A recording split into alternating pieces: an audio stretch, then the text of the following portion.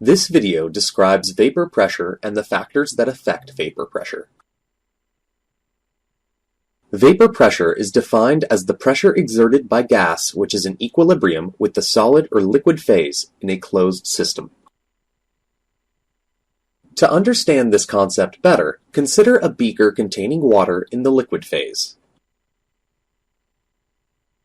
Water is maintained at atmospheric pressure. The beaker is covered with a glass lid such that there is no exchange of matter and hence creating a closed system. Water that is in the closed container is heated using an external heat source. When heat is supplied, water molecules start to evaporate when the temperature reaches 100 degrees Celsius, as the boiling point of water at atmospheric pressure is 100 degrees Celsius. Water molecules get converted into vapor.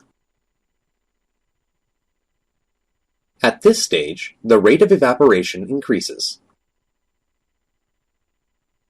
Since it is a closed container, vapor molecules are trapped above the liquid, and they start to collide with the walls and condense back into the liquid. At this point, the rate of condensation increases. When the rate of evaporation equals the rate of condensation, the system reaches equilibrium. At this stage, the vapor molecules exert a constant pressure on the liquid, which is called vapor pressure. Hence, vapor pressure is defined as the pressure exerted by gas which is in equilibrium with the liquid. The factors that affect vapor pressure are the types of molecules or the intermolecular forces and temperature. If the intermolecular forces are relatively strong, the vapor pressure is low, whereas if the intermolecular forces are relatively weak, then the vapor pressure increases. Example: the vapor pressure of ethanol at 25 degrees Celsius is 75 torr, whereas diethyl ether is 520 torr at 25 degrees Celsius. Diethyl ether has a relatively high vapor pressure due to weak dipole-dipole forces and London dispersion force. Whereas in ethanol, in addition to weak dipole-dipole and London dispersion forces, there is strong hydrogen bonding between the atoms, and this results in low vapor pressure.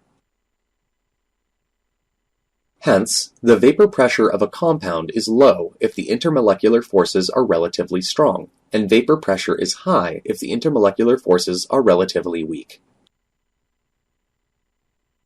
Another variable that affects vapor pressure is temperature. As the temperature increases, the rate of evaporation increases, and the number of water molecules in the gas phase also increases. As the rate of condensation increases, the number of molecules that start to condense back into the liquid phase also increases, hence the vapor pressure. Therefore, increase in temperature increases the vapor pressure. Similarly, when temperature decreases, water molecules prefer to remain in the liquid phase rather than the gas phase, hence the vapor pressure decreases.